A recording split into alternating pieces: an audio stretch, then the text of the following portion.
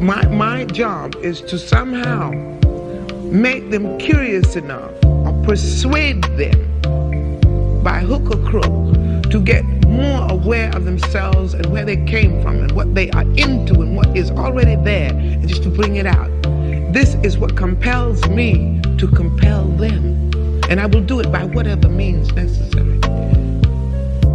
Welcome to the Black Girls Heal podcast, where we talk about healing our intimacy disorders, unresolved trauma, and building a healthy relationship with first ourselves and then others. Every episode, we will talk about advice you can apply today to break unhealthy patterns and grow in your self-worth.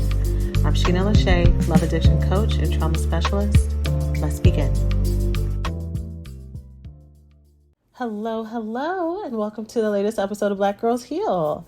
So you are going to hear two intros to today's episode, this one and one you're going to hear in just a few moments.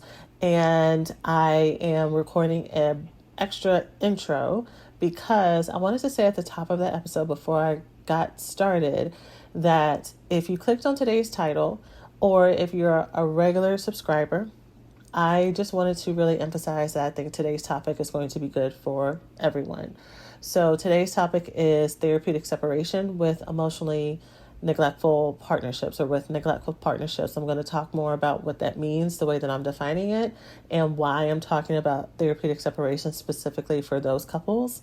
And again, in the actual intro, but I want to share at the top that I think this is something for everyone to listen to, whether or not you're single, whether or not you are in a partnership with someone that you are not happy with, or you're in a partnership with someone that you are very happy with, because as always, with the topics that I share here, there's a lot of overlap. So an episode for a situation that you may not have personal connection to because of the themes of trauma, because of the themes of showing up for yourself, because of the themes of really being clear of what you want and what you need being vital for the next steps, you can take from that topic what you need and leave the rest. And for this topic, I think there are many people who need to hear it, but don't really know how to get access to this information, don't know how to get access to validation for this. And so even if this episode is not for you, there may be someone that as you're listening to it, you think about how you want to share it with someone. And you're going to hear me really encourage you to share with someone else at the end of this episode too. And even if this is something that you do not feel that you need, you actually might need the seeds that you hear here for a similar situation around this topic or something related to it later on. So that's also going to be really good for you. But overall, my hope is simply that this episode is a resource to those that need it. So I'm going to stop now and allow us to jump right in. The room kind of sounds like there is an echo, or like the room is empty. This room is not empty, but when I record at different times of day, it can sound like that. So that's just a head up for the audio change, but that's it for now. Let's go ahead and get started. Thanks for listening to this week's podcast. Before we get started, let's take a small break to say thank you to this week's sponsors. Hello, and welcome to the latest episode of Black Girls Heal. I hope that you all doing so well wherever you are. If you have clicked on today's episode title because of a current chapter that you are in and decision that you feel needs to be made, I'm sending you all the compassion that I can, because I know that you have arrived at this place with much effort and much thought, perhaps much prayer, maybe a lot of advice. And so I just want to not only send you compassion, but also encouragement, because I trust that you are doing this not only for your own personal health, but I'm sure for the health of all those who are connected to you. So today's topic is about how to do a therapeutic separation. So usually when people talk about therapeutic separation, it is because people are, it may be in therapy and you're on the verge of divorce and you are, ready to pull that plug, but you're just wanting to check out separation to see if some space is what you need, or if this is just a step prior to you officially pulling the plug. Sometimes it's in domestic violence situations, and this is part of a safety plan, and this is your way to exit. The perspective I'm going to teach from today, though, in regards to therapeutic separation, is for all of the women who listen to this podcast, where you hear me, and I'm sure any other teachers and folks that you pay attention to who give you insight on trauma, on relationships, on addictive processes, on whatever, on people who are unavailable, on relationships that are toxic. And from all of the things that you listen to, and even what you internally know yourself, there's a little voice inside that's like, this relationship isn't right. Or at least there's something that's really broken here. And I'm feeling so stuck, and I just want things to get better. But with everything that you hear, you don't feel brave enough to actually end the relationship. So when you hear me or someone else talk about cut it off, they're not available for you, they're not the right fit, move on to find a relationship that you deserve, there's a part of you that's like, yes, I get what you're saying, but we have been together for so long. Yes, I get what you're saying, but this is actually someone who's my best friend for so long. Yes, I get what you're saying, but we have kids together. It's not that simple. Yes, I get what you're saying, but what if I divorce them, or what if I break up with them and it's the wrong decision and I regret it? And so you making the decision to just have space for yourself feels so monumentous and so huge, and as if it's something that you can't undo. So you don't want to make any decision at all because you're too afraid of making a mistake. And meanwhile, the cost that comes with that is that you continue to feel stuck, depressed, overwhelmed, anxious. You continue to struggle in your self-worth. If there are children and other people around, they get to see that, and they also experience the impact of that. And just so I'm clear, for anyone who's listening to this episode that I have recently talked to about this, and you're like, is this for me? Yes, it's for you. But when I tell you this is happening to so many women. Yeah, I may have talked to you about this recently, but I've talked to 5 other women where this is the case, that they are in relationships with people who are not pulling their weight, who are hurting them emotionally via neglect, and they are just getting more and more drained and more depleted. So in order to validate that this decision is not that easy, is not as simple as, well, if you really loved yourself, you would do it, or, be independent, or you don't need them, because when you love somebody and when you've committed to someone and when you've invested so much into a relationship and you see the potential and you've had good moments and you have faith, you're not going to want to just let that go. You're not going to want to just let that be a lesson that you learned in life without fighting for it, right? And it gets messy. And so I wanted to offer something that's in the middle, something that could be a clear next step for you, that is not as cut and dry as we're breaking up, or I got a lawyer on the phone, or whatever else. But this is something that is therapeutic for you to literally have some space to let your nervous system come down, for you to be able to think clearly.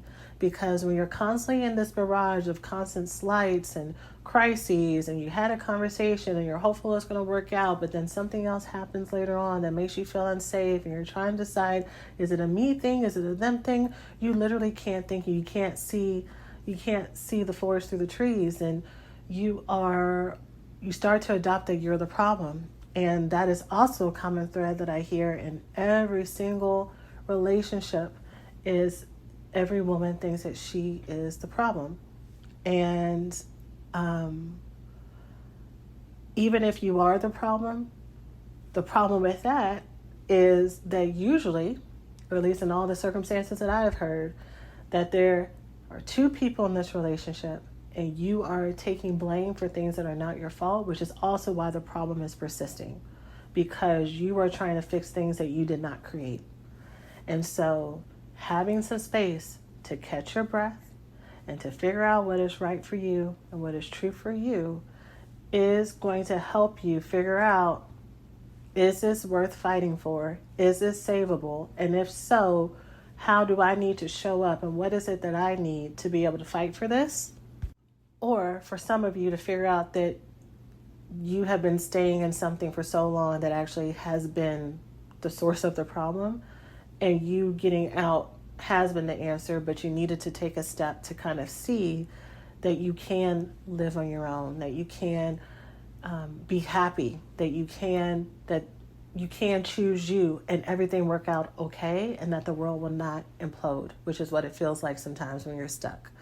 So that's the perspective I'm going to take this from. So this is not going to fit for people who are in a domestic violence situation where you do need an actual safety plan.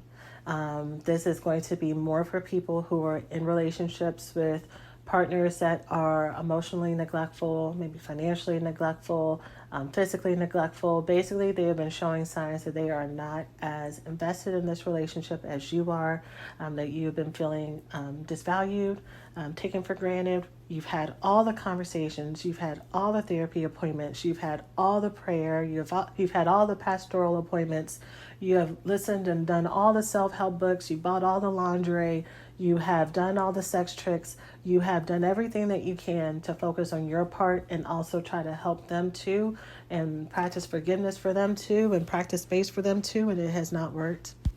And you are feeling demoralized, and it is getting harder and harder for you to go on. This is my suggested next step for you to catch your breath in the form of a therapeutic separation. So let's go ahead and get started. So even though I already said this in the intro, or at least I alluded to it, the reason why I'm calling this a therapeutic separation, or it is a therapeutic separation, is because the separation is not because you're trying to punish anyone. It's not because you're trying to teach them a lesson. It's because mentally and emotionally you are crumbling. You cannot function. You cannot see straight. You cannot sleep at night. You are having trouble eating. It is affecting every single pocket of your life, the impact of this relationship and how it has eaten at you for so long, between work, again, like I said, sleep, through your health, your body image, whether or not is you gaining a lot of weight, losing a lot of weight, how you take care of yourself or don't take care of yourself, how you feel about parenting if you have kids, how you feel about hanging out with people. A lot of times when you're in this type of relationship, even you showing up in your friendship and your community relationships starts to go away because you feel embarrassed that you're going through this. So, who wants to answer the normal, what's been going on with you questions with friends when it comes to your relationship and all you have is more trauma and drama? And then also not wanting to lie because you want your partner to not look bad, so you start to distance yourself from them. Also, like I said, these types of relationships greatly affect your self-esteem, because to be in a relationship with someone who is not treating you as the prize that you are, that's been taking you for granted, it eats at your soul. And so it's hard for you to take care of yourself or even want to do good things for yourself. And if anything, a lot of your focus goes towards how to fix this partnership. How do I make this better? How do I invest in keeping everything straight, not realizing that what you're doing is not working, not because you're not trying hard enough, but because you have another counterpart who may be sabotaging it or intentionally not meeting you where you are. So it's therapeutic for you to separate yourself out of the situation, for you to have a break in your nervous system, to be able to think and function. Emotional neglect and emotional trauma impacts your ability to function. Sadness, depression, anxiety affects your ability to show up in the world. This is not a superficial decision that you're making just because you're disgruntled or just because someone didn't buy you enough flowers, which that's usually part of it too. There's a whole 360 holistic impact of what happens when you are in a partnership that is draining you. When you are in a partnership with someone that you are not only mothering or parenting, but they resent you for doing that. So not only are you doing all this extra emotional labor, not only are you sacrificing your needs and your wants, you're also to make them comfortable, to make the relationship comfortable, to keep everything going, and all of the stress and the turmoil and the trauma that comes with just doing everything on your own, literally in every aspect, then you have pushback from it. Then you have someone who punishes you by either not participating or throwing a wrench in the plans or just, half-heartedly agreeing to something or making excuses why something won't happen or promising to help you with something and then they don't do it, or just looking at you and treating you like you're just another regular person versus someone that they pledge to love and connect to and take care of. All of that stuff, as people who are designed to be loved and cherished, again, I'm going to keep saying the same phrases repeatedly because I need you to understand how crippling that is, and that you're not making it up, and it's not that you're not strong enough. It's not that, you should have listened to X and X when they told you don't depend on nobody else and only depend on yourself. Like, maybe there's a lesson that I can get into on another episode about that topic. But more so is the fact that the environment that you're in is actively working against you being able to feel any type of self-value at all because of all the things that I said. So it's not even that, well, you feel bad because your affirmations aren't working, or the therapy that you are going to, the therapy sessions aren't really clicking, and all the meditations that you're doing, like nothing is working, not because you're not trying hard enough, but because you are in a hostile environment. And your body, your mind would really benefit from the space to just breathe and think and catch your breath and recalibrate so that you can decide, if I'm going back, this is the energy that I'm going back with. This is what I'm asking for. This is what I'm prepared to do to compromise and meet my partner. This is what's going to make me feel self-actualized and make me feel safe when it comes to being in partnership with them, so that I'm also not resentful and I'm also not depressed. And so I can't even bring my full self into this. Also, if you are in a situation, which is also so common, if you're in a situation that's not only emotionally neglectful, but also there's a high financial impact, either by your partner not working, or they are working, but they are not contributing to what's been going on. They have been acting as if you are a burden and that you're just mooching off of them, that there's been any type of financial abuse, neglect, infidelity, whatever. This is going to be so important for you to catch your bearings on finances. Now, you may think if you're someone who has kind of toyed around with this or even contemplated like a full, like permanent separation, whether or not you're married to that person that means divorce, or, having a full breakup, you may have been tempted to not do that because you've been looking at the numbers and looking at how nothing is adding up and that there's never enough. But the gag is, the reason it's not enough is because you're in a relationship with someone who's financially incapable. You're in a relationship with someone who is not financially invested in the movement, in the growth. So again, whether or not it is their own financial addiction, like gambling, over shopping, overspending, overdebting, whether or not they are not working, and so you're the one who's covering all the bills, whether or not they are working but they are hiding money from you, they are being stingy, they give you an allowance sometimes, or you go split 50-50 like on everything, and they have a whole lot of extra money that they can contribute to the household that they don't, because fair is fair, and this is a partnership, or whatever things that they are saying. You need to have space and separation for you to get bearings on a situation that you have not had any control and power in. When someone is financially unfaithful, deceptive, manipulative, and abusive, that is absolutely, all of these things are things that affect you, but that is absolutely so devastating because it affects your longevity. If there are kids, it affects the kids, whether or not there's resources for them, whether or not it's present resources or resources in the future, what you're able to do. It impacts decisions down the road if there's accumulating debt that's going on. So you being able to stand on your feet and see that you can, because you had a whole financial life before this person, and you had your own ups and downs and roadblocks and unemployments and loans and debts and all this stuff, and you always figured it out. So it doesn't make sense That all of a sudden you have another grown person who's part of the equation, and all these problems that you've been able to work through and fix your whole life are now insurmountable. Like when we look at this formula, when we look at the equation, what is different?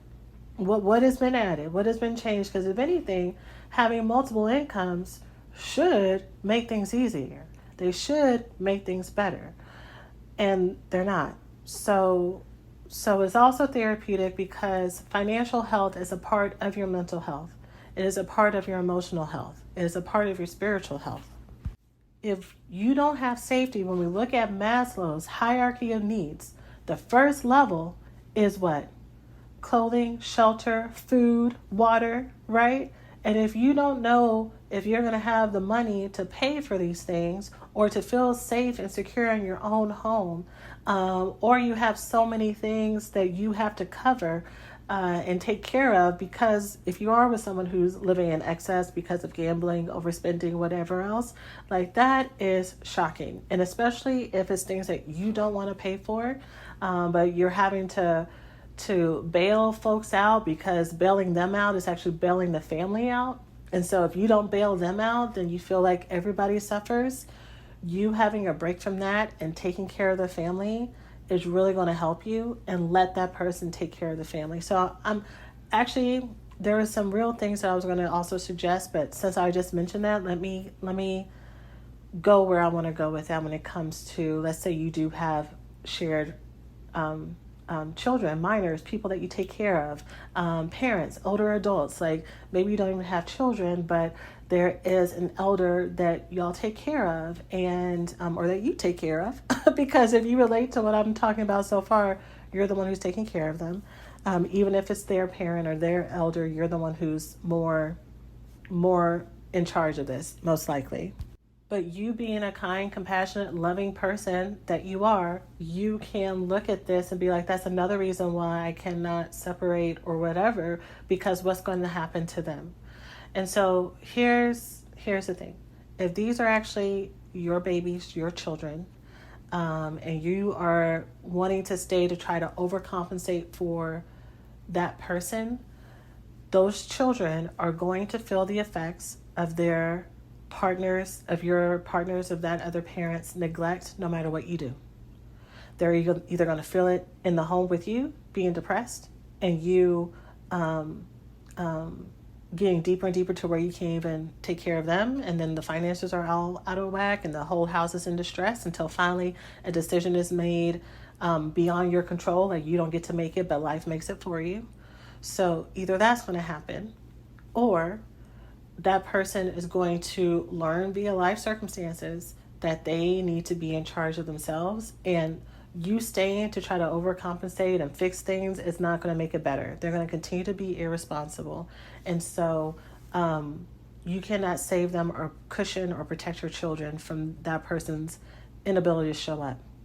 And I know that's sad, and I know that everything that you've been doing in the case of these minors or elders has been to try to shelter everybody, but everybody sees what's going on. Everybody sees, and if anything, the children, the older they get, the more they're going to see it, and the more sad they're going to get, the more depressed and anxious they're going to get, the more they're going to feel like they need to step in and help mommy, save mommy, fix things, and you are just going to build little people who become codependent. That's many of our stories. I know that's my story. Watching people who suffer, and then me feeling like, well, somebody needs to step up, and I'm the girl, like I'm the oldest daughter. Which is so common for many oldest children or just daughters in general. And then I get to have a whole lifetime of me learning how to actually show up for myself. And so I know that's not something that you want for your children. Even though I just shared that as my own personal anecdote, that is the story, again, for millions of us. And so wanting to break that generational pattern there, and also realizing that you are not in control of the image that their other parent puts out. That person, that's going to be part of the story that they are going to have to reckon with.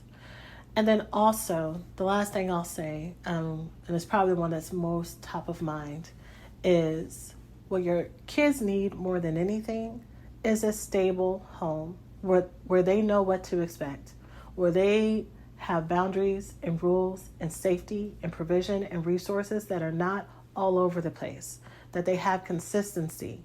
And right now, if you're listening up until this point, and if you're nodding your head and relating to this, they have not had that consistency. You giving them consistency is you giving them a safe space to return to where they have a break from all the drama and the trauma. So yeah, especially if there are minors in the picture, which you may need to co-parent with somebody else. Right now, they are in a disruptive, hostile emotionally setting 100% of the time.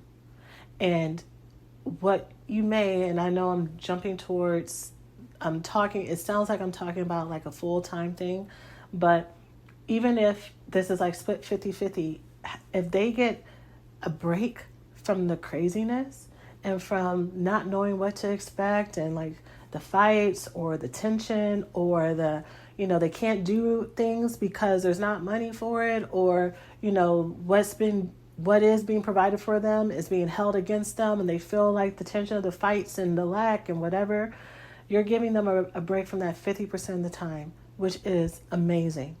It is amazing. That is such a gift, and that gives them the juxtaposition to see how things can be, and that respite is possible, and that they can exhale and not have to live in that 100% of the time. It is a gift, y'all. It is a gift to get your children out of environments of neglect and abuse. And I know so many people don't make moves because they are afraid that they're going to harm people. But I hope that the way that I just explained it lets you know that the harm is already being done. And what everybody needs is to have a break from it. And same thing when it comes to elders. If you're a caretaker, that is so much that there needs to be more support for us as adults who are taking care of parents, elders who can no longer take care of themselves, because not only is it a full-time job, it's like a double, triple job. Not to mention the emotional tax and impact of you having to be there emotionally for them if they are struggling with dementia or something else that takes them out of their sanity and being able to be lucid. And if they get like angry and like abusive or something like that, like then add that onto it. Like it's so much.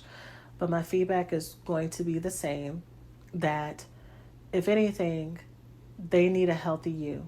That is one of the things that I remember, and I've said this before, but that's one of the things that the NICU nurses told me when I gave birth to my son, and I was starting to struggle with some symptoms of depression because I was trying to do things and hold up to standards, and they were like, your son needs a healthy, happy mom. And they couldn't have been more right. And that is what has helped me be the North Star for my son, because I can see, y'all, he knows better than I do sometimes. Just with the slightest change of my tone, or if my eyebrows, y'all, if I can feel that my eyebrows are in a different direction than they normally are, his little face would look at me and turn and be like, what's wrong, mommy? Like, these kids are so tuned into us because we are their whole world. And so when we are happy and when we are safe and when we are taken care of and when we're taking care of ourselves, and that is what makes our kids healthy.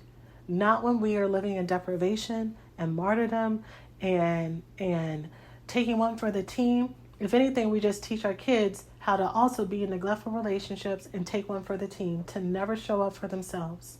They cannot be self-actualized if they do not have examples of what it looks like in front of them for someone to be a happy, well-adjusted adult with good relationships who speaks up for their needs and has joy and has pleasure and can resolve conflict and can also, take care of themselves. Like, that's what they need to see from you. Hey, we hope you're enjoying the podcast so far. Let's take a quick break to say thanks to this week's sponsors. So, as a morning person, I am a sucker for a good morning routine to set my day off right. And these days, Liquid IV is a staple in my routine. With me getting 5 essential vitamins and 2 times the hydration in one stick, it is a no-brainer to combine with all the other goodness that I use to start my day. I love all the variety of flavors, and these days Tropical Punch has really been doing it for me. But there are so many variety of flavors, enough for every taste. And something I love about Liquid IV too is that they give back. So they have donated over 39 million servings to over 50 plus countries around the world who need equitable access to clean and healthy water. So you can grab your Liquid IV in bulk nationwide at Costco or your local grocery store, or you can be really smart and get 20% off when you go online to liquidiv.com and use the code BGH at checkout. Again, that's 20% off anything you order when you shop Better Hydration today using the promo code BGH at liquidiv.com. Be sure to tell me how you like it. So this therapeutic separation is therapeutically healing, is healing. It is also temporary. That's why we're saying separation, not breakup, not divorce. You get to decide what works for you and what doesn't. Now, here goes particulars for what I would suggest if this is a situation that you have been struggling with, if all the little qualifiers that I've already shared have been like, yep, that's me, I can relate to that, or it has sparked you're connecting to it for another reason, but you're like, this is absolutely what I've been going through. A lot of people, live in roommate situations or family situations, and everybody's in the same household or whatever else. So here are my suggested steps for you and the reasons why. And of course, you're an adult, so do what you want to do. But here's my suggestion. The first one is, the first question or thing for you to consider is, how long is the separation going to be? That's going to be the question that the other person asks, and that's going to be a question that you say. And I'm going to suggest for at least, at the minimum, 90 days, 90 full days, at least for you to plan and say, I'm going to start, let's start with 3 months, okay? 3 months. Here's the thing about starting with 3 months. It gives you enough time to go through all the griefs and the ups and downs. It gives you enough time for you to get through all of the things where the person is trying to get you back or shame you or whatever. It gives you enough time to establish a routine. After 90 days, things are not going to be fixed, but you're going to be barely at the cusp, probably on day 82, 85, 88. Is going to be the day where you're like, I can exhale. I'm not exhaling that you feel like you got it, but you'll start to feel the emotional relief before that, way before that, which I'll talk about in a minute. But when I say in the worst case scenarios of a person trying to come back and forth, especially if there's kids who are a part of this and you're trying to get through the financial distress of doing the separation, if you've been the primary caregiver or one of the financial caregivers and doing this all on your own, that's a couple cycles of bills for you to be oh, okay, I haven't been, I haven't had to go to a homeless shelter or I haven't had to do this. Okay, this is actually going to be okay. That's why I say at near the end of the 90 days, not because you're going to be running back to them within the first couple of weeks because it's going to be too hard. The truth is, you've been carrying the household and the family this whole time.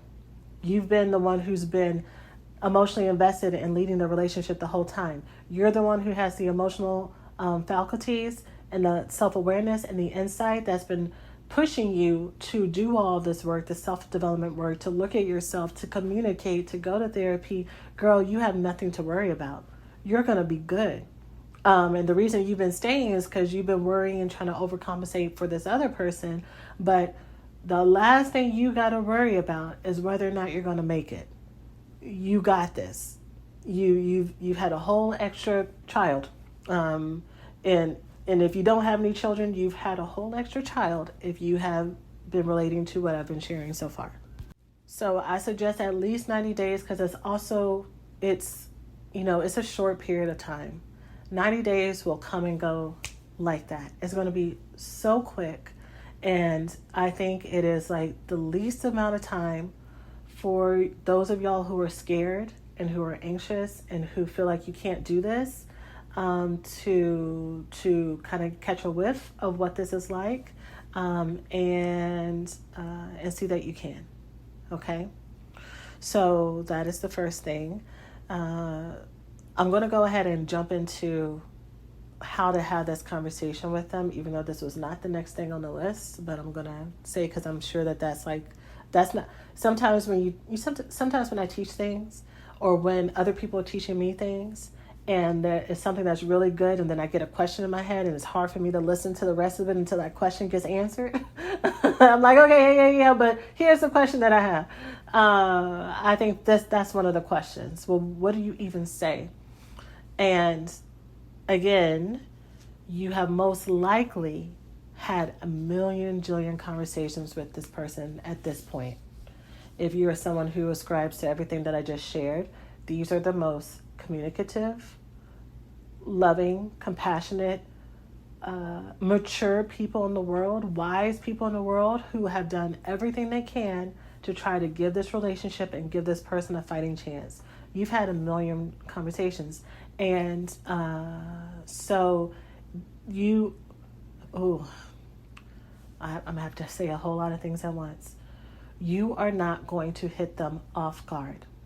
They are going to know that this is coming. Now, here's the catch. If you are on TikTok, maybe this is not a corner of TikTok that you are in, but I have a corner of TikTok or social media where there are therapists who are like couple and family therapists that I may follow. And one specialty that's been coming up a lot for me the last several months has been this area of wives who are feeling disgruntled, who are feeling really taken for granted, that they are feeling depleted for all the things that I've already said. And they've done everything. They finally are at a place where it's time for them to go. And they're like, I can't do this anymore. I'm not going to be able to literally live in this anymore. I can't take another minute. And so they tell their partners they're out. And what all of these therapists say, and what I've also seen myself, is their partners will frantically call the therapist to say, we got to get in.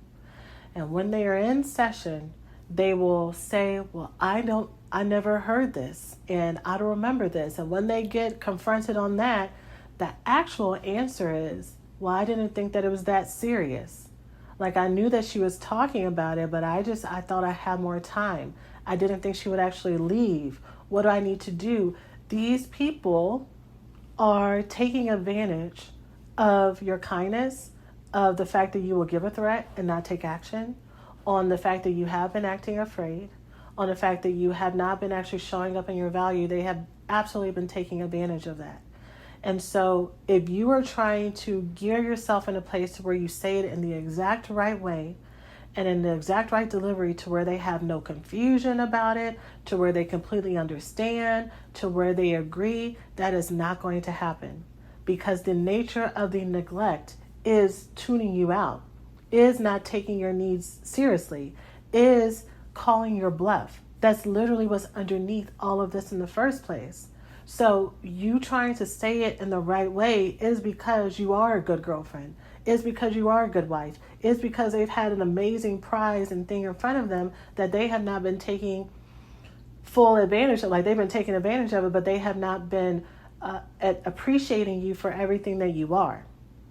And that's on them. But you wanting to come in good faith is amazing. But what I'm trying to tell you is, do not base their response of whether or not they accept it, or whether or not they start to beg you and say, okay, this time for real. No. It's going to be them just buying more time. Remember, this is the therapeutic separation for you to catch your breath. I am not at all against if a person is actually committed to the process and making things work and showing up for you as a partner, then go back and get them, girl. Get them. Be happy. Let that be a testimony. Share that with other people who are going through hard things. Do that. But right now, there are two things at stake. One, you are depressed. You are mentally unable to function, and you need a nervous system reset for you to be good and actually come back and fight for your relationship. First of all. Second of all, to my original point that I just shared, you've already had a million conversations with them. And this whole pleading, give me one more chance, is just buying more time. And then what happens for those of us who've kind of bought into that is we start to feel our own internal shame and guilt because we're like, man, I should have left when I said this, and I told them I was going to do this, and I didn't do that, and I look so stupid and so silly. So if I tell them I'm actually going to do it this time, they're not going to believe me. They're going to call my bluff, and it's not going to work, because also part of it, you're doing it for yourself, but you're also hoping that they will chase after you. You're hoping that it will trigger something in them that turns back on the fact that they married or that they are committed to a good thing, so they should actually fight for it. Like, you're kind of hoping that will be the response. So if they give that to you, if they give you the lip service of it, that buys them another 3 months, 4 months, 6 months, a year, 2 years of you like saying, well, they said that they're going to try. And words are cheap and words are easy. Sometimes we pay too much attention to the fact that someone will sit there and listen to us complain and listen to us cry and say, I'm so sorry, baby, at the end of it, and I'll try better. And that's all they got to do to keep you quiet for a little bit. Versus actually being the partner that you need them to be. And at this point, my mental health is so bad that I can't even depend on you to be the partner that I need you to be. I need to be the partner that I need right now so that I can function. And then you also need to figure out what you need to do, because you've gotten to this place because of your own character development issues, because of your own insecurities, because of your own lack of respect and lack of value of me, of women, of whatever, like whatever's going on with you, what you think a husband should be, what you think a partner should be, what you think a boyfriend should be. You got to figure that stuff out on your own. And I need to be able to see that that's actually what's happening, right? And that is actually going to follow through. So many of y'all, and when I say y'all, I mean us, because I've been on the side that I'm speaking to y'all for, which is why I can also, in addition to the hundreds of women that I've supported go through this, your girl, most of the stuff that I teach y'all about, I've had to learn myself. And I've had to have friends and loved ones and other people hold space for me while I learn these lessons the hard way sometimes. Sometimes what I've learned helped me avoid future problems. But the reason I can speak to this so passionately and so clearly and concisely is because I've not only survived it, but I've thrived through it. And most of, if not all of, the thoughts that you are thinking are thoughts that I had to conquer and work through and heal from. And life has been so much better on the other side. So many of y'all who, follow me on social media or have seen me in real life, and especially long enough, you all say when you see me, girl, you're glowing. You look so happy. Girl, I sure am. Like, I am. I had to choose me.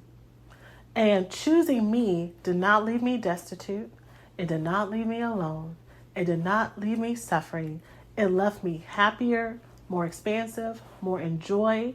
I got my body back. I got my mental health back. I got my emotions back. I got my fun back. I got laughter back.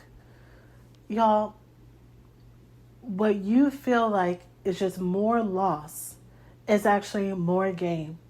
And until you experience it, until you step your toe out to just see, you don't believe it, because you're so blinded by feeling the amount of time that this has been going on, but you're so blinded by X amount of years, months, days of disappointment, of you getting your hopes up and you expecting and seeing all the pieces and how the pieces can align to things working out, and they never do. And you have all these years of you starting to believe that you're the problem or that something is impossible for you, and you learning how to settle, becoming an expert settler. So when someone tells you that life is so good or that this is possible or that this is available for you, you don't believe it because you've been disappointed so long before. And you also don't believe in yourself. That person that was able to stand up for herself, show up for herself, take care of herself, has been chipped at for so long. And this happens when we are in relationships with nice people who do not treat us with love.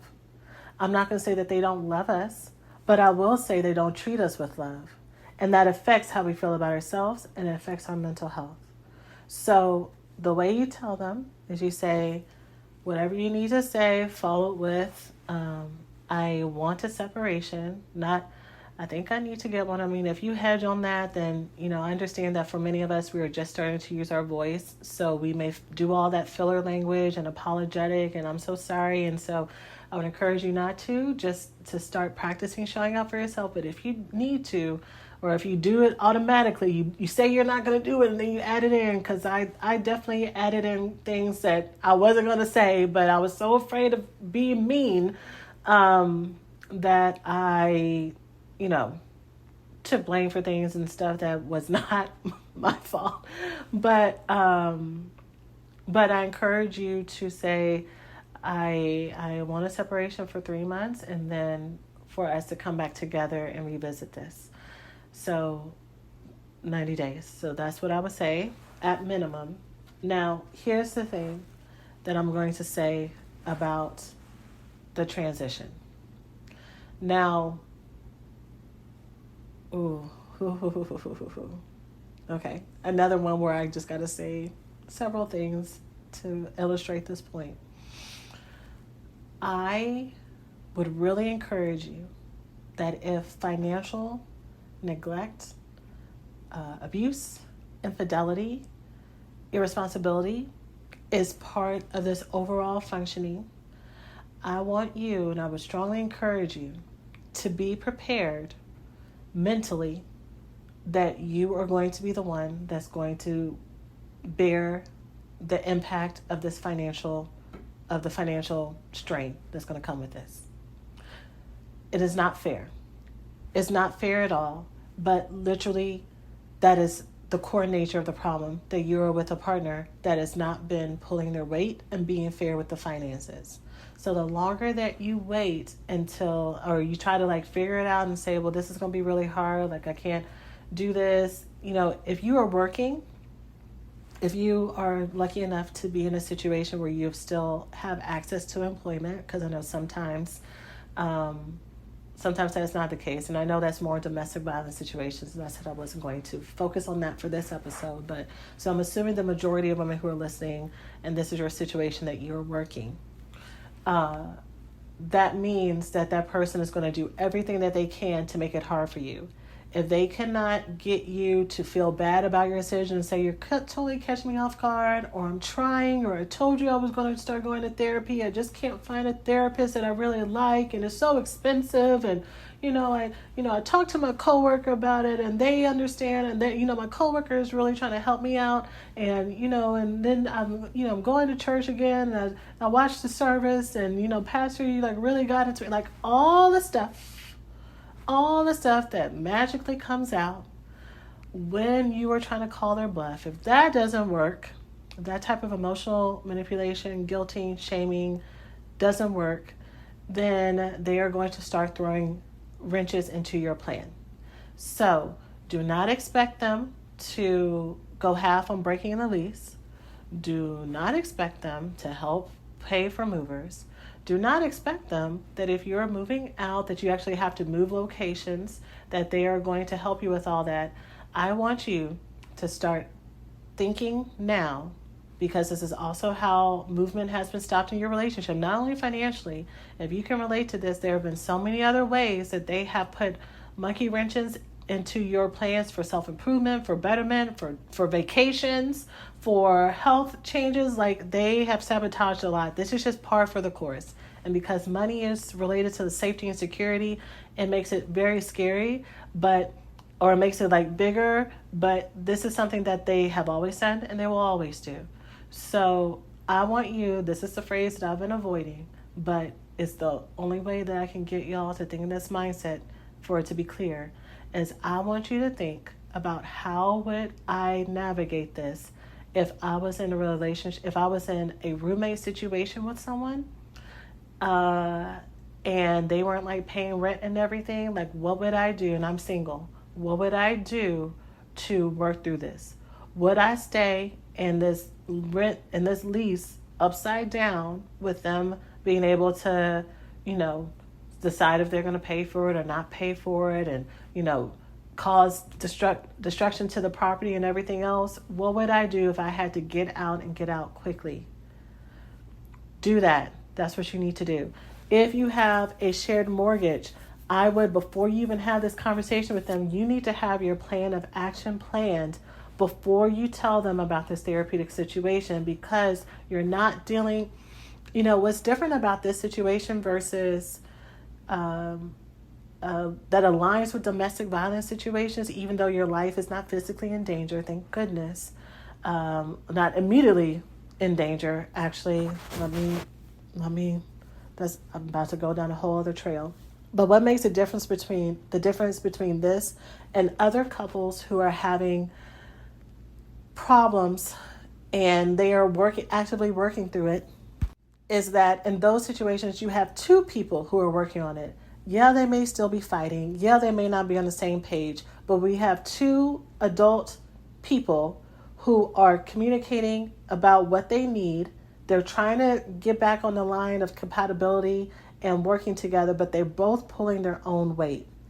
And this situation that I'm talking about today, for a therapeutic separation, when you are in a relationship that's emotionally, mentally, financially neglectful, and depriving, whatever the right word is. I can't remember the word I used earlier. You are the only one who's fully invested in there. And you are dealing with someone who is petty, spiteful, and vengeful. And what's really sad, and there's another friend that I have who went through this situation last year, and she reached out to me because she knew what I had gone through. And she was like, well, what's your experience? And I told her about it. And I told her like what to expect. And one of the things that I told her, she also shared children with this person. And I said, one thing I would encourage you to be mindful of, or something that you might be able to expect, is that they will start to get vengeful and spiteful about money and about all these other things, in order to get back to you, in order to say that it's not fair or whatever, and they will start to be neglectful in these other areas. And that was really hard for her to believe. She listened, but I could tell that she was like, okay, good to know, just in case. But because she was dealing with someone who was emotionally immature and did not have the emotional intelligence and awareness to take up for themselves and take ownership for themselves and to think critically, all of those immature actions is what came out. So again, with you being someone who is self-evolved, you're trying to think about their point of view, and you're trying to weigh their emotions, and you're trying to be as gentle as possible while still, for the first time and probably a very long time, making a decision for yourself. You're still trying to be accommodating because you love them, and also because you are a good person, have a good heart, and you would expect that this person, who's also a nice person, a nice guy, a nice gal, who has never been abusive or anything before, and that y'all have mutual love and care, you would expect them to also make decisions out of love, or at least not be spiteful for it. And the problem is, the reason why this is happening is because this person is emotionally stunted and immature, and they are not able to fully show up in a way that may inconvenience them, that may get them to do things that they don't want, that may have them consider you. And especially if you happen to be on the spectrum of relationships, because sometimes it's a quiet resentful, it's a quiet kind of, I'm going to do my own thing, and, I really don't care what you say, but I know that you're going to gripe about it. I know we're going to have a conversation, but, I'll deal with it. I'll take care of it. And so you can't tell if they're spitefully doing it because they're a nice person, or if it's just like they didn't think about it, or it's just, I'm working on it. But really, between me, you, and the wall, they know what they're doing. You may not believe me right now, but they know what they're doing. Or the other spectrum is they are very overt with their disdain of you. They're very clear and vocal with how much they don't value you, how much you disgust them, about how you're only there for what you can do for them. And, you're lucky that they're still around, because who would ever want you? That can also be part of what's going on too. But no matter nice guy, nice gal or someone who is more overtly a piece of trash, that pettiness will come out if you're dealing with someone who is not already at a place where they take ownership for their actions and they give you a whole lot of lip service and a whole lot of promises and a whole lot of other stuff, but they don't actually do anything. They listen to you all day, they'll hold you, they'll go to a session and talk about what they're going to do and why they want to do it, but they never do it. The pettiness is going to come out. So that's why I'm telling you, you need to plan all of this ahead of time so that if they do happen to be fair, if they do happen to not be spiteful, if they do happen to be mature, which even, when you talk about separation, even in the best of circumstances, the person, if they are invested in a relationship with you, they're not going to be happy. So we're just talking about something that's going to be hurtful no matter what, and then multiply it by 10. There's just no clear or easy circumstance for this. But to finish what I was saying before, if you share a mortgage or something, make plans ahead of time. Call the mortgage company. See what you can do about pausing payments. See what you can do about getting relief. Go and start talking to churches about being a part of their relief plan. If you can get them to pay mortgage for a month or something so that it gives you a buffer. Plan ahead for you to have to cover the gaps of what's going on. And I'm telling you right now, it's going to be tight. It's going to be tight. I mean, for some of you, maybe it won't be tight. But I think for those of you who are in this situation and you're listening intently, for most of you, no matter what financial place you have been in before, if there have been financial problems, part of the reason you're at your wit's end is because no matter how much you've made or no matter how wise you've been with money or whatever, chances are this person has been causing a lot of disruption and setting you back or setting the family back. And so whatever tight means to you, or inconvenient might be a better word for some of you if you have the finances and the funds, but inconvenient, the fact that you have to show up in this way on top of everything else still again is going to be unfair, and it is unfair. And more reason why I'm really encouraging you to take a break, to allow this therapeutic separation for you to get your bearings mentally and emotionally and figure out what are your standards. What are your standards for being in this relationship? What is it that you actually want? What is it that you need to see this person do if you're still open to reconciliation before you return back to the home, and not starting it, not getting 1 or 2 sessions and that just disappear because again, they didn't really like them, or they said something that wasn't true, or I need to talk to a man, I don't want to talk to a woman, or I need to find a black person and that person was white, like all the BS, or I couldn't go and find a financial counselor because of this, or it's hard for me to get a job, like I've been putting out applications and no one is calling me back, or all of this BS. It does not matter. It does not matter. What you need to listen to is actions, and prolonged actions. Not starting off. They need to have their own 90-day probationary period, which whatever changes you have asked for them to do, that they do it fully for 90 days. Then we can talk. It is so easy for someone to kind of get the blueprint of what you want and do it for a month or two just to keep you on the line, only for them to go and fall off once you get comfortable. And once you start to get back into being emotionally connected to them. Y'all, I don't know if y'all are like me, but once I'm emotionally connected to someone, they get all of the grace and all the forgiveness in the world, even when I'm mad at them. I could be really mad at somebody and be like, I need to do this. And if I'm not careful and I continue to spend, a lot of intimate time or whatever around them, I'm going to soften. And I don't think that's a bad thing. I think that's how relationships are supposed to function. When you are intimately connected to someone, I think I think it is natural for you to not have to live in grudges and resentment and keep your walls up with someone because you've chosen to be connected to them for a reason. And so, of course, you're supposed to soften, but you want to make sure that you're softening in a safe environment that's consistent, that you can trust. And anybody can fake the funk for 2 weeks to a month. Anybody can do that, especially if you're not currently under the same roof.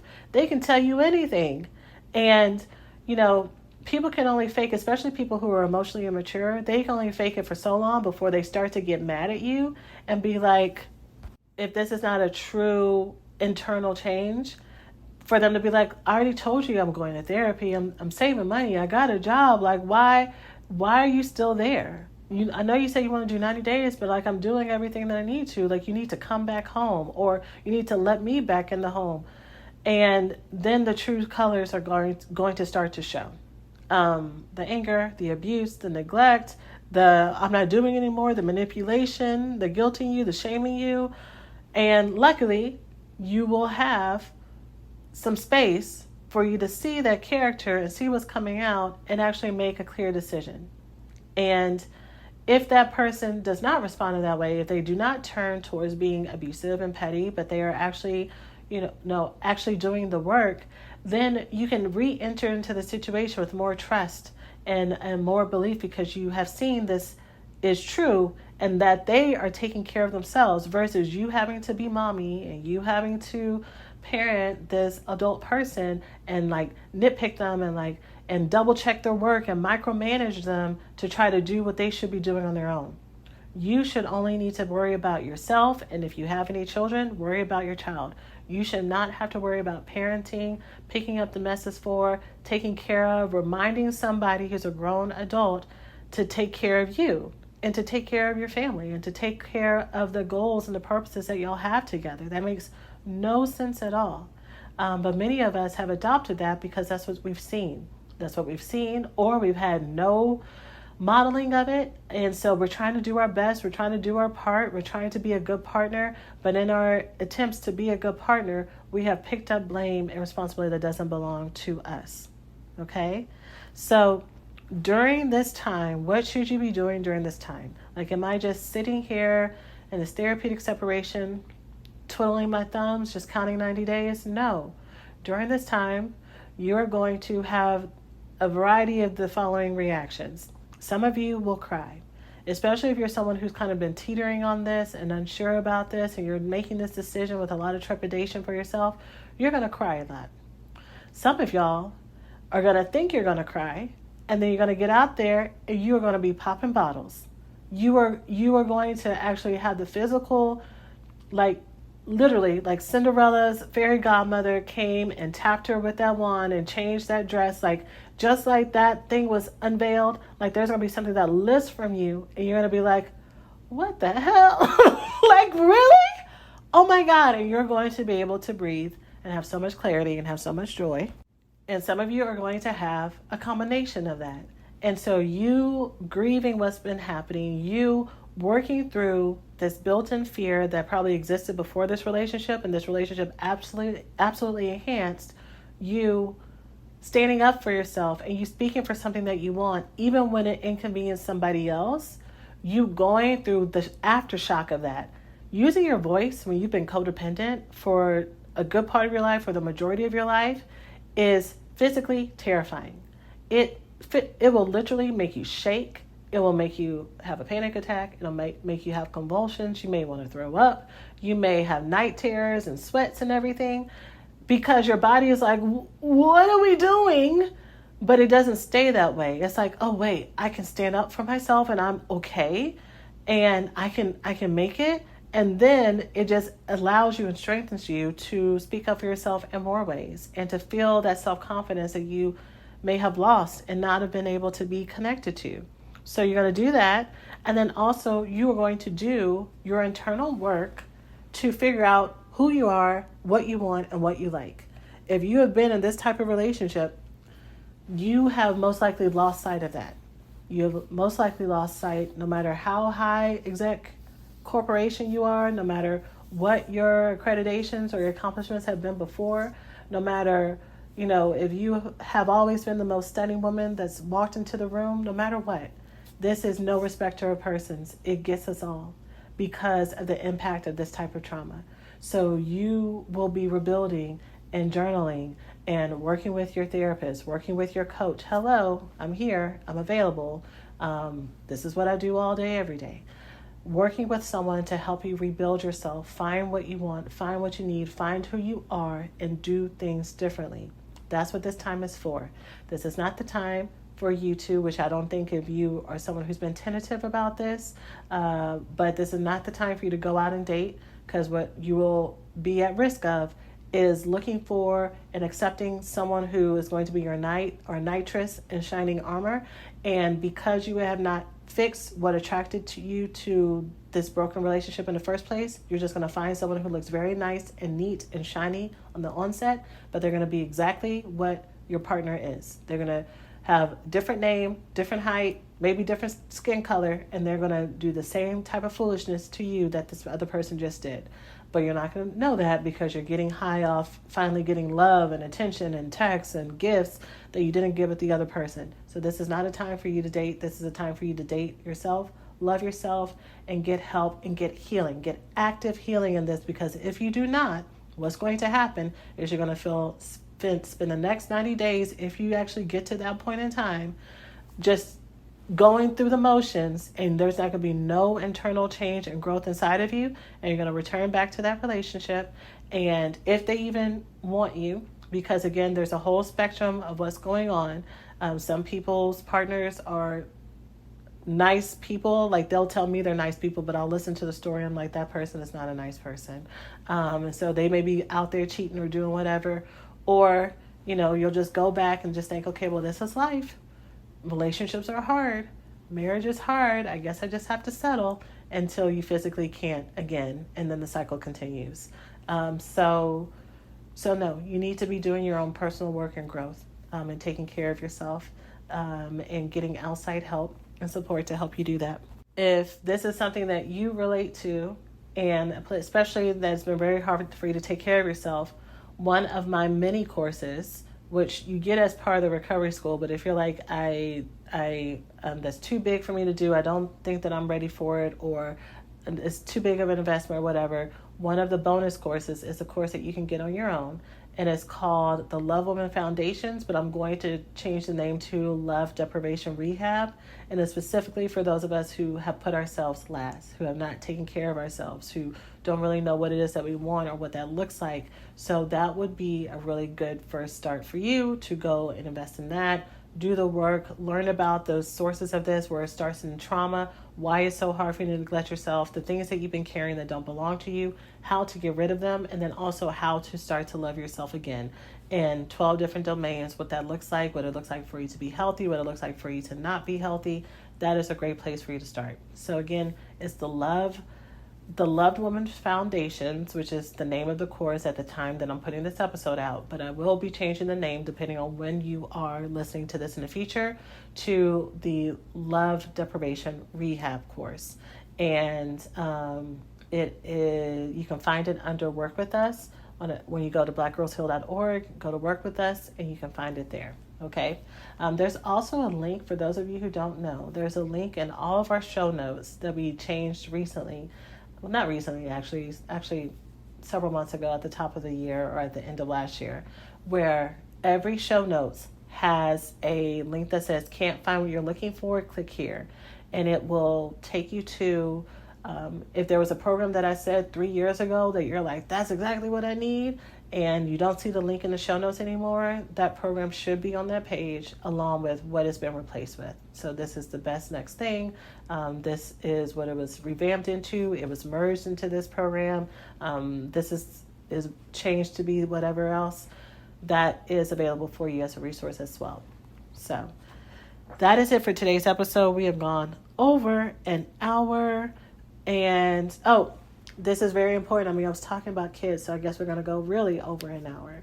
So if you do share children with someone, your thought may be, and maybe this is something that I need to have a part 2 for, because there's not enough time on the podcast episode sometimes. But if you have children with them, and so your thought is, well, I need to be, if I've followed you up until this point into separating for myself, what does it mean for us to co-parent or whatever else? That's going to be something else that I would want you to have in your mind already, what you think is right and fair, so that you're not in a collaborative conversation with someone who has not been collaborative before, But now at this very stressful time, you're trying to be fair and try to get their point of view.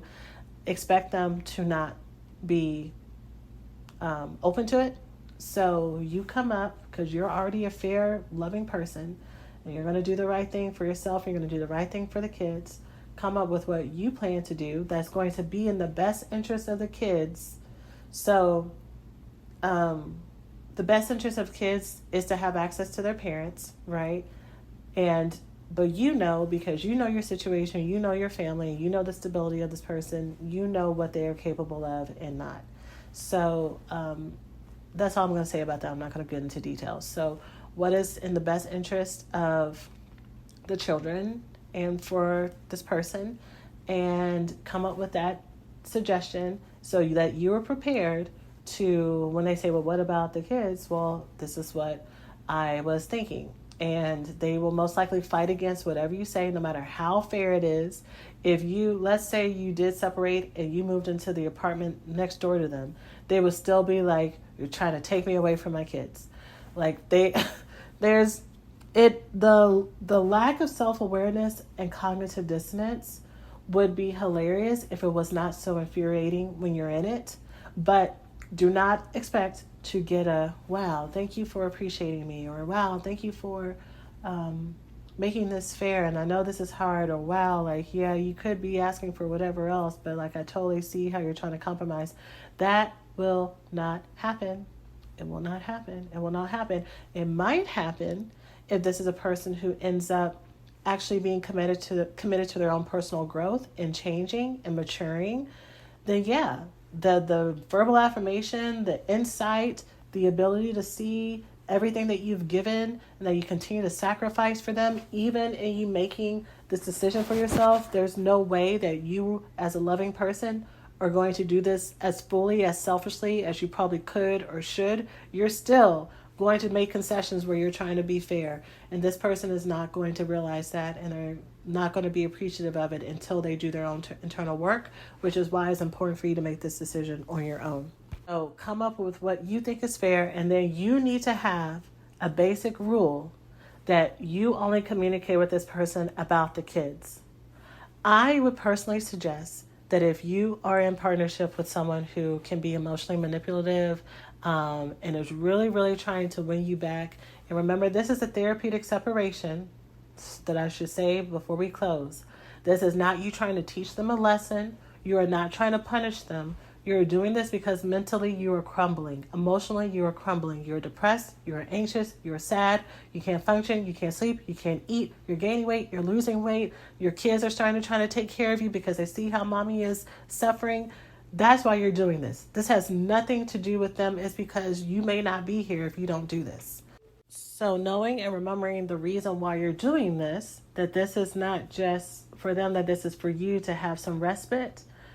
We are going to do at least 90 days, but we're going to do this making sure that we protect that respite, and we communicate with our children because we communicate about our children because we are a responsible parent with our co-parent with whatever we need, but not all the other extra stuff. So we already know what pickup and drop off time is. We already know what they like to eat and what they don't like to eat.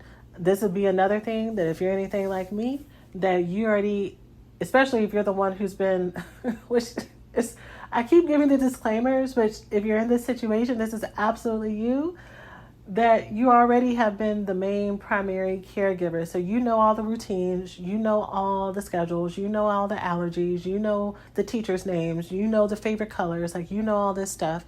So I would, if I were you, and this is something that you felt like you had to do, I would make a whole little sheet or whatever in the same way that you would for a babysitter of what that person needs to know when it comes to the child, and be prepared to give it to them to answer all those questions, so that you do not need to, so that that person cannot use that as an end to try to say, hey, they need some shoes. What size shoe do they wear? And then say, well, hey, how's your day going? And then because you're a nice person, you're like, it's going okay. And then they try to ask you more questions, and then it slips into, we should get dinner together, and like we should just talk, and I don't want anything, I just want to, like, let's talk about our kid or like whatever. And really it's just a ploy to wear you down and get you to come back when you really need these 90 days to reset. You need 90 days to reset. And especially when you think about how long a lifetime is. Let's say this is your person. Let's say this is the person that you are meant to be with even with all the shit talking that I'm having, right? Like this is their canon event. This is the event that helps them realize, I got to get my stuff together like you hope that it is.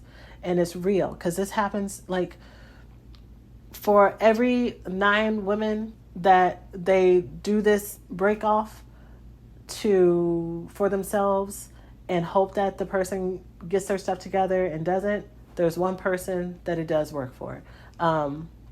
Maybe it's more. Maybe I'm being pessimistic. Maybe being in this work, I see so much and I'm like, these are signs of unavailability. And sometimes people are unavailable because they have not been challenged and they've not ever had the crisis moment where they have had to make a decision for themselves, or at least there hasn't been anything that's meant so much to them to where they got their stuff together. So maybe for you, or for them, that's what this is. This is the event that's going to say, you know what, I'm about to lose my woman. I'm about to lose my family if there's children involved. I'm going to get my stuff together. So when we think about a relationship being a lifetime, and if this is going to be a lifetime commitment to this person, to this relationship, 3 months is nothing. It is a blip.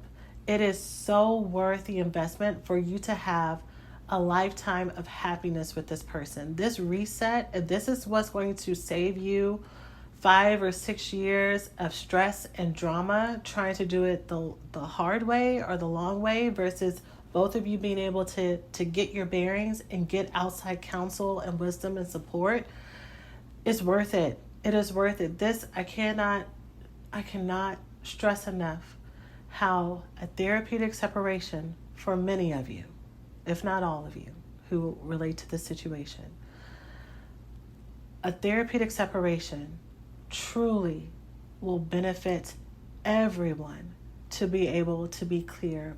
In the circumstance that I'm talking about today, again, if you have made it this far, there are so many other relationship dynamics that a therapeutic separation might actually, it will help people get bearings, but for some people, being in it and being in the same place versus allowing them to avoid the problem and to run from it is what actually will help them, to not give them that easy out to separate and then forget each other and make it easier to date other people, to compare and contrast. Like, that's a different scenario. For this one where there's such a heavy impact of the emotional neglect, abandonment, betrayal, mental neglect, and the gaslighting, and then if there's financial issues on top of it, this is so needed.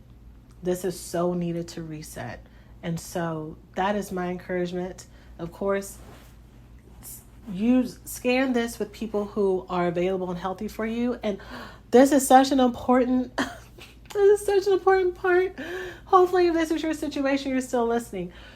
Make sure that your tribe of people are people who are healthy, well-adjusted, and supportive of you.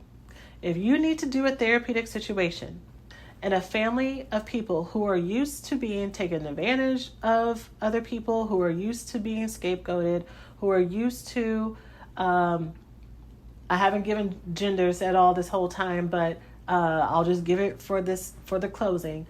But they're used to saying things like, well, men are going to be men and you just have to do that and that's how it is.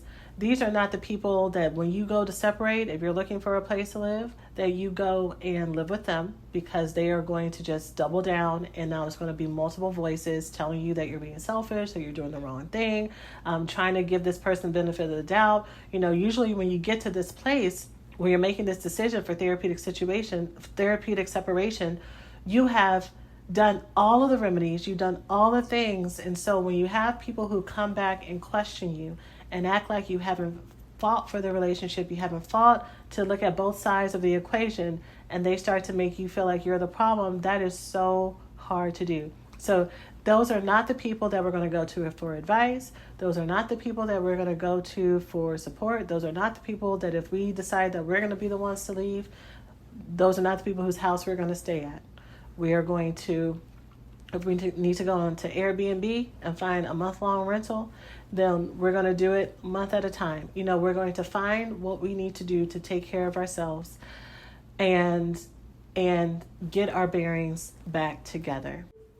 And finally, the last part I will say for all this time is during this time, you're going to be seeking your own personal growth and healing, right? So you're going to be looking for coaches.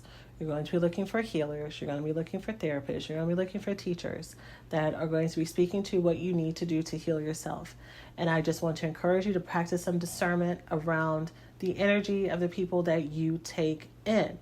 So, for example, in the next couple of weeks, I hope to have someone come. Well, I'm going to make contact with someone that I would like to come on a podcast to talk about decentering relationships. I just really love how they teach about it.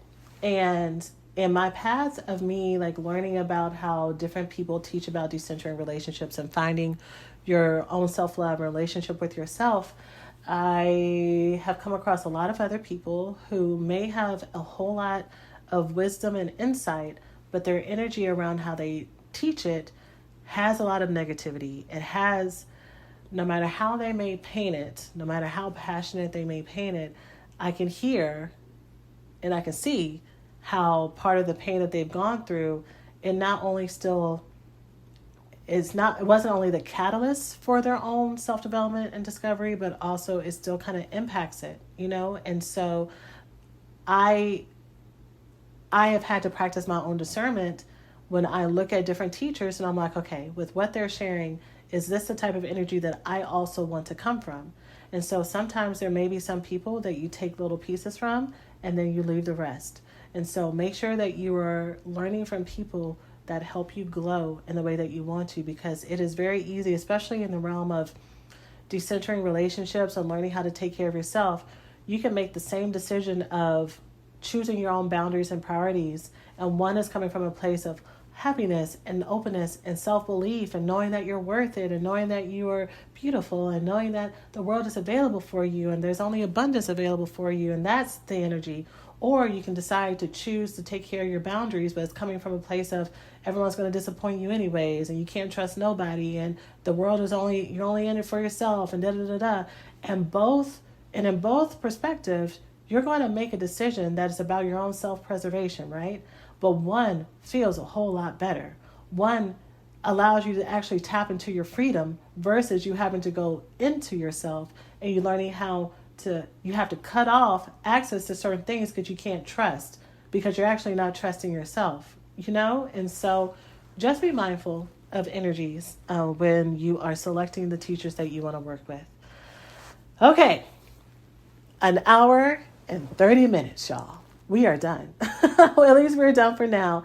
If I do a part 2, which I probably will when it comes to married single women, and I really want to go into depth, we may just have to do a little mini workshop so that I can give y'all everything, because this was already a lot. And I know that many of you have already been taking notes, but I hope that this is encouraging. Please share this with people who you feel like you need it, people you feel like need it. If there is ever an episode for you to share with someone, women are literally dying in these relationships, and not just domestic violence situations, but literally these are the types of relationships that cause women to have chronic health conditions that are caused by this stress, that cause them to have depression, that cause them, especially if they are postpartum, this. When I tell you that this can save a life, when I tell you that I know people who have been in relationships with partners who have been so neglectful that when they were sick, they didn't call medical services for them and that person passed away, this is a health crisis. So please share this episode with someone who needs it. And if you're someone who wants to work together, you have the options of the Love Deprivation Rehab, aka Love Foundations course for your first step, or our recovery school program where you have full access to me, lifetime access, and all the support that I can give you to rebuild yourself, find who you are, and heal and recover from your breakup from your relationship and help you find yourself and connect to relationships in a different, healthier way. And you can find that information on our website, blackgirlsheal.org, or you can go straight to there with the shortcut, therecoveryschool.com. So that's it, y'all. I love you all so much, and I will see you in our next episode.